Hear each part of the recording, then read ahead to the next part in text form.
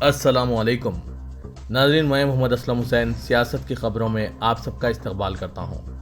आज 28 दिसंबर 2023 है।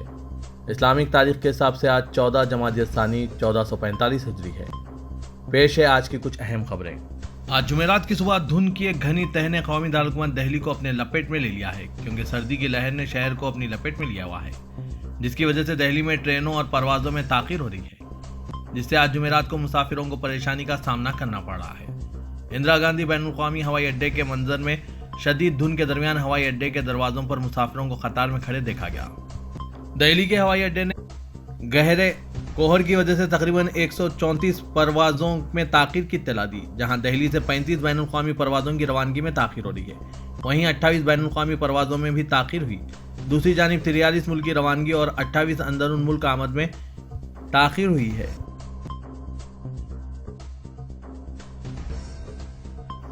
तमिल अदाकार और डीएमडी के सरबराह 71 साला विजयकांत का आज जुमेरात की सुबह चेन्नई के एक निजी अस्पताल में इंतकाल हो गया। इनकी पार्टी के मुताबिक कोविड-19 के मुस्बित टेस्ट के बाद वो वेंटिलेटर पर थे। ताहम अस्पताल के बयान में कहा गया है कि इन्हें निमोनिया है। अस्पताल के एक बयान में लिखा गया, कैप्टन विजयकांत निमोनिया के लिए दाखिल होने के बाद वेंटिलेटर सपोर्ट पर थे। तिब्बी अमले के बेहतरीन कोशिशों के बावजूद आज 28 दिसंबर 2023 की सुबह इनका इंतकाल हो गया। हिंदुस्तान के वज़ीर दाखिला अमित शाह, जो रह रहकर सीएए शहरियत तरमीमी कानून के निफाज का शोशा छोड़ते रहते हैं, उन्होंने एक मरतबा फिर कहा है कि सीएए के निफाज को कोई ताकत नहीं रोक सकती। यह मुल्क का कानून है और पार्लियामेंट से मंजूर किया गया है। इसका निफाज होकर ही रहेगा। अमित शाह ने बंगाल में बीजेपी के आईटी सेल और सोशल मीडिया सेल के ओहदेदारों से बंद कमरे में गुफ्तगू करते हुए बिल्कुल दो टोक अंदाज में कहा है कि यहाँ ये दोनों सेल सीएए यानी शहरियत तरमीमी कानून के बारे में अवाम में बेदारी लाने की कोशिश करें, क्योंकि ममता बनर्जी की पार्टी और इनकी रियासती हुकूमत ने इस कानून के ताल्लुक से कई गलतफहमियां फैला रखी है। अमित शाह ने पार्टी अहदेदारों को जिम्मेदारी दी कि वो अभी से अगले असेंबली इलेक्शन के लिए तैयार हो जाएं, क्योंकि जब तक बंगाल में बीजेपी की हुकूमत नहीं बनेगी तब तक बांग्लादेशियों की दरअंदाजी बंद नहीं होगी और सीएए का निफाज भी नहीं हो सकेगा। अयोध्या के मुकामी रुकने असेंबली लल्लू सिंह ने कहा है कि उत्तर प्रदेश के अयोध्या रेलवे स्टेशन का इफ्तिताह वज़ीर-ए-आज़म नरेंद्र मोदी के जरिए 30 दिसंबर को होना है। इसका नाम बदलकर अयोध्या धाम जंक्शन रख दिया गया है। अयोध्या जंक्शन वज़ीर-ए-आज़म नरेंद्र मोदी जी की रहनुमाई में अयोध्या धाम जंक्शन बन गया। अवामी जज्बात की तौक़े के मुताबिक नौ तामीरशुदा अज़ीमुश्शान अयोध्या रेलवे स्टेशन के अयोध्या जंक्शन का नाम तब्दील करके अयोध्या धाम कर दिया गया है। लल्लू सिंह ने ट्विटर पर यह बात बताई। वज़ीर-ए-आज़म मोदी 30 दिसंबर को अयोध्या में बनाए जा रहे रेलवे स्टेशन और हवाई अड्डे का इफ्तिताह करेंगे। वज़ीर-ए-आज़म 22 जनवरी 2024 को राम मंदिर के इफ्तिताह के लिए अयोध्या में की गई तैयारियों की भी निगरानी करेंगे। राष्ट्रीय स्वयंसेवक संघ के सरबराह मोहन भागवत, जो आसाम के 3 रोजा दौरे पर है, आज जुमेरात को दरिया के जजीरे माजुली जा रहे हैं और 17 धैकरों या विष्णु खानखाहों के सरबराहों से मुलाकात की है। आरएसएस के एक तर्जुमान ने कहा है कि भगवत अपने 2 रोजा दौरे के दौरान कबायली लोगों और कई खानखाहों के सरबराहों के साथ मजहबी तब्दीलियों समेत मुतअद्दिद मौज़ूआत पर अहम बातचीत करेंगे। माजुली में अपनी मुलाकातों के बाद भगवत डबरोगढ़ जाएंगे, वहां रात गुजारेंगे और दीगर रियासती आरएसएस रहनुमाओं से मुलाकात करेंगे। जम्मू कश्मीर के पूंछ में दहशतगर्दों के खिलाफ ऑपरेशन के दौरान फौज के जरिए मुकामी अफराद को बुरी तरह ज़दोकोब करने और फिर इनमें से 3 अफराद की पुरस्कार हालत में मौत हो जाने और मुतअद्दिद अफराद के जख्मी होने की वजह से कश्मीर में मरकज और फौज के खिलाफ शदीद गम व गुस्सा देखा जा रहा है। इसी वो गम व गुस्से को ठंडा करने के लिए मरकजी वज़ीर दिफा राजनाथ सिंह ने खुद इलाके का दौरा किया और फौज की सरजनिश करते हुए मुतासरीन को यकीन दिलाया कि इन्हें इंसाफ जरूर मिलेगा। इस दौरान राजनाथ सिंह ने फौज की सख्त सरजनिश करते हुए इन्हें वार्निंग दी कि वो ऐसी कोई हरकत ना करें जिसकी वजह से मुल्क के आम शहरियों को कोई तकलीफ हो। राजनाथ सिंह ने राजौरी के दौरे पर वहां पर मारे गए 3 आम शहरियों के रिश्तेदारों से मुलाकात की और इनकी परेशानियों को सुना। इस मौके पर वज़ीर दिफा ने मुतासरीन को यकीन दिलाया कि इस मामले में इंसाफ के तकाजे पूरे किए जाएंगे। उन्होंने गवर्नमेंट मेडिकल कॉलेज राजौरी में जख्मी अफराद से मुलाकात की। जख्मियों की इयादत के बाद जीएमसी राजौरी के बाहर वज़ीर दिफा राजनाथ सिंह ने मुतासरीन के घर वालों को यकीन दिलाया कि मामले की बारीकबीनी से तहकीकात शुरू की गई है और खातियों को कानून के कटहरे में लाया जाएगा। इसके बाद राजनाथ सिंह ने 3 कश्मीरी मुतौफिन के अहल खाना से डाक बंगले में अलग अलग मुलाकात की। मरकजी हुकूमत ने मुस्लिम लीग जम्मू कश्मीर पर पाबंदी आयद कर दी है। यूएपीए के तहत कार्रवाई करते हुए मरकज ने मुस्लिम लीग जम्मू कश्मीर यानी मसर्रत आलम ग्रुप पर पाबंदी लगाई है। इस सिलसिले में मरकजी वज़ीर दाखिला अमित शाह ने खुद अपने official social media platform x handle पर पोस्ट करके ये इत्तला दी। अमित शाह ने अपनी पोस्ट में लिखा कि मुस्लिम लीग जम्मू कश्मीर यानी मसर्रत आलम ग्रुप को यूएपीए के तहत गैर कानूनी जमात करार दिया गया है। ये जमात और इसके अराकीन मुल्क मुखालिफ सरगर्मियों में मुलविस रहे हैं, इसलिए ये कार्रवाई की जा रही है। कांग्रेस पार्टी के सीनियर लीडर और रुकने पार्लियामेंट शशि थरूर ने भी राम मंदिर के इफ्तिताह और इसके लिए सरकारी सरगर्मियों पर शदीद तनकीद की और कहा कि इस सेकुलर मुल्क में हुकूमतों बशमुल मरकजी हुकूमत को किसी भी मजहबी सरगर्मी में शामिल होने की इजाज़त नहीं है। यह सेकुलरिज्म का बुनियादी उसूल है कि हुकूमत का कोई मजहब नहीं है। शशि थरूर ने मीडिया से खिताब करते हुए मजीद कहा कि वैसे भी मजहब बिल्कुल जाती मामला है, इसमें हुकूमत का कोई लेना देना नहीं होना चाहिए। कांग्रेस के दानिश्वर करार दिए जाने वाले शशि थरूर ने बीजेपी का नाम लिए बगैर मीडिया को नसीहत की कि वो मुल्क के मफाद को मुकद्दम रखें, किसी के हाथ का खिलौना ना बने।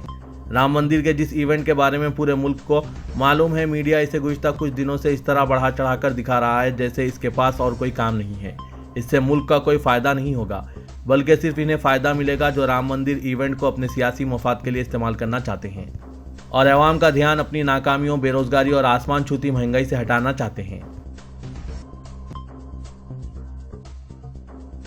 उत्तर प्रदेश के अयोध्या में बाबरी मस्जिद के मुकाम पर अगले माह एक वसी राम मंदिर का इफ्तिताह होने जा रहा है, जबकि मथुरा की शाही ईदगाह मस्जिद और वाराणसी की ज्ञानवापी मस्जिद पर हिंदू फरीकीन दावा कर रहे हैं और इनसे मुतालिक मुकदमात कई अदालतों में ज़ेर समात है।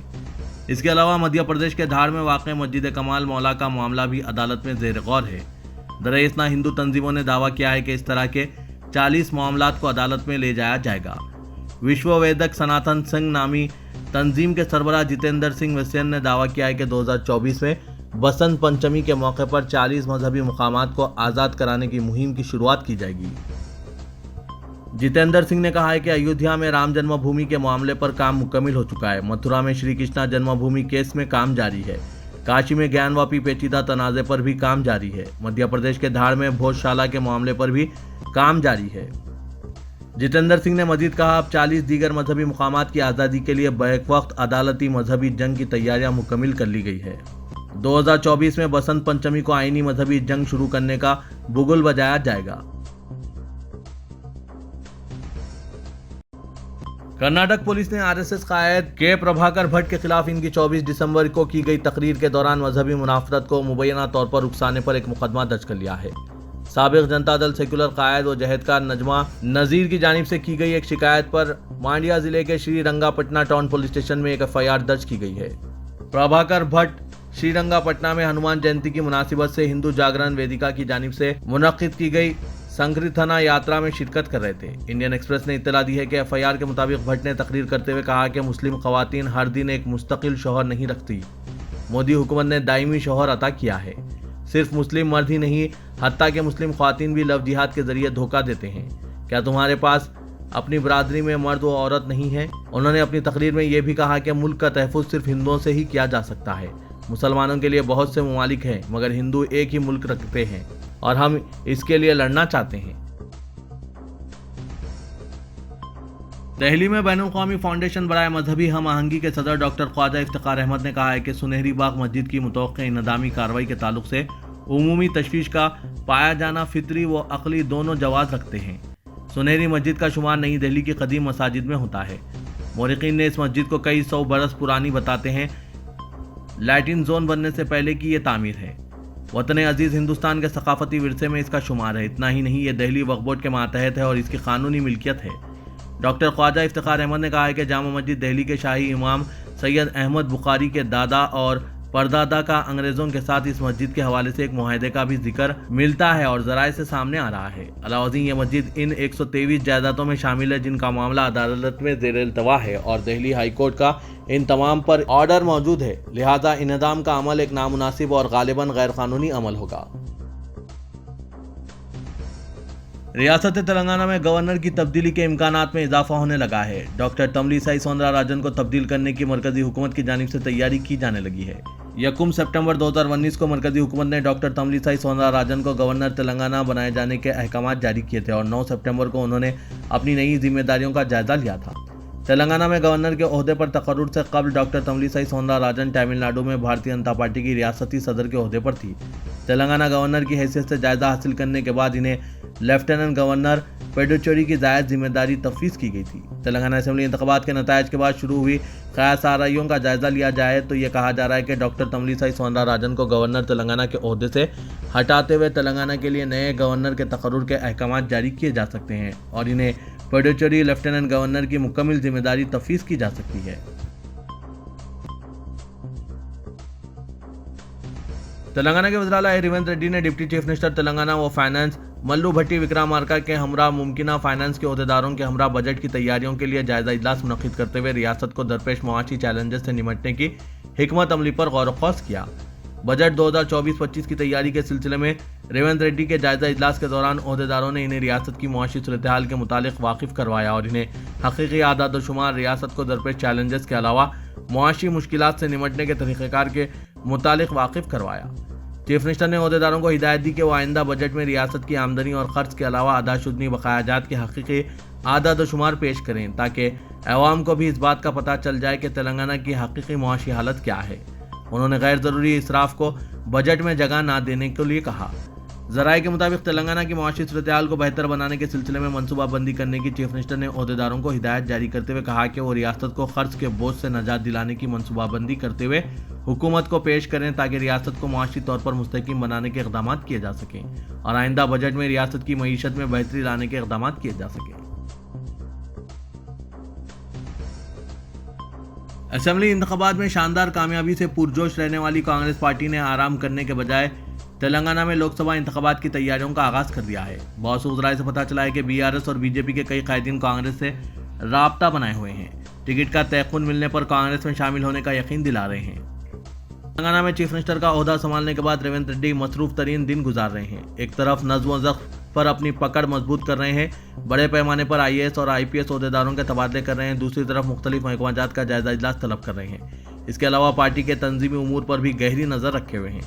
कांग्रेस के मौसूल ज़राए से पता चला है कि कांग्रेस हाईकमान तेलंगाना से 10 लोकसभा हलकों पर कांग्रेस की कामयाबी की उम्मीदें लगाए हुए हैं।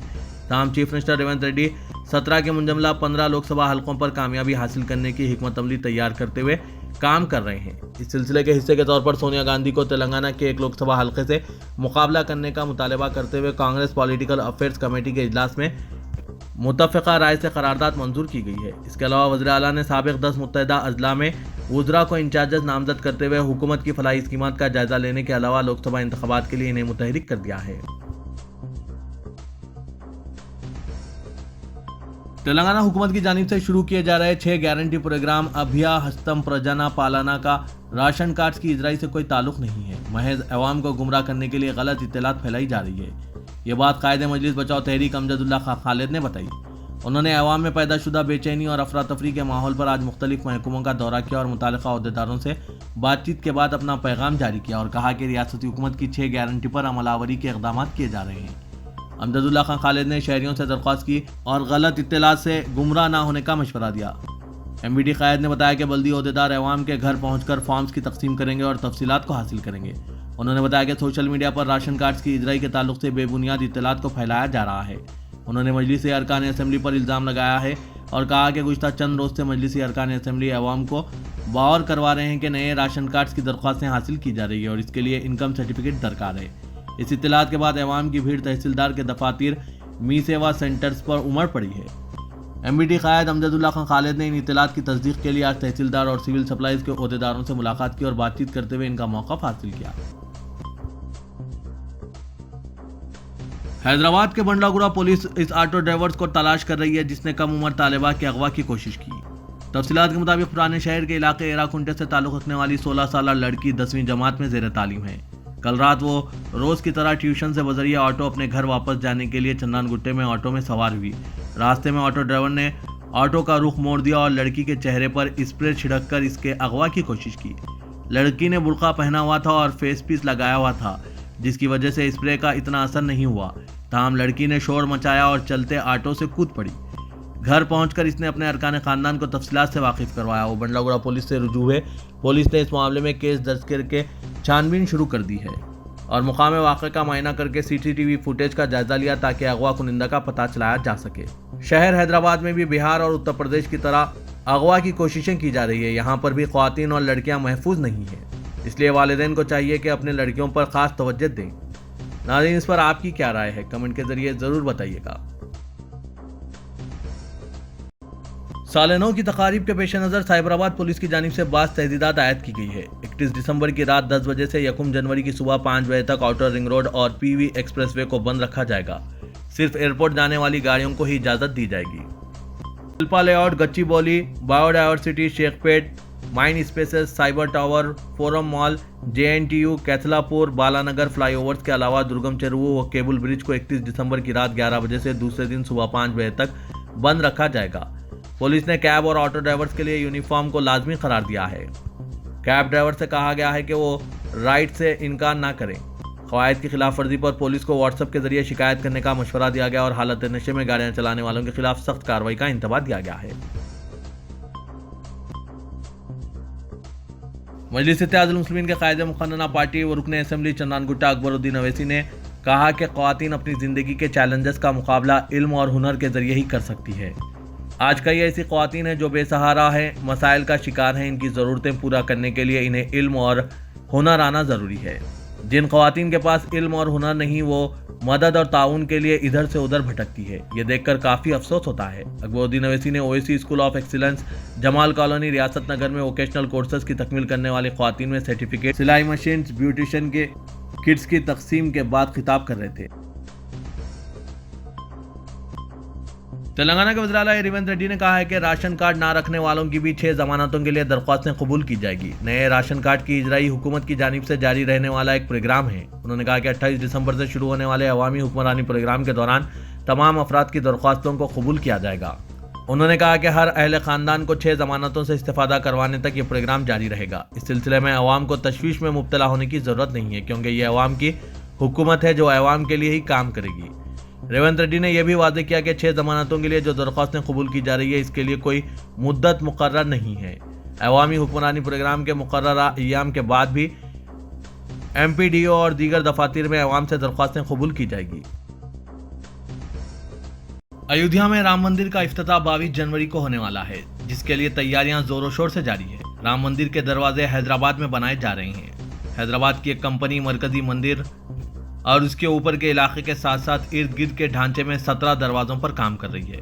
इन दरवाजों के भी काम जनवरी में ही मुकम्मल कर लिए जाएंगे। हैदराबाद की कंपनी अनुराधा टिम्बर्स इंटरनेशनल के डायरेक्टर शरद बाबू ने NDTV को एक खुसूसी इंटरव्यू में बताया कि जिस मंदिर में 5 साला नन्ही राम लल्ला की मूर्ति रखी जाएगी, इसके दरवाजे 8 फीट ऊंचे और 12 फीट चौड़े होंगे और 6 इंच मोटे होंगे। अब तक मरकजी मंदिर के 18 दरवाजे और मंदिर के इर्द गिर्द 100 फ्रेम बनाए जा चुके हैं।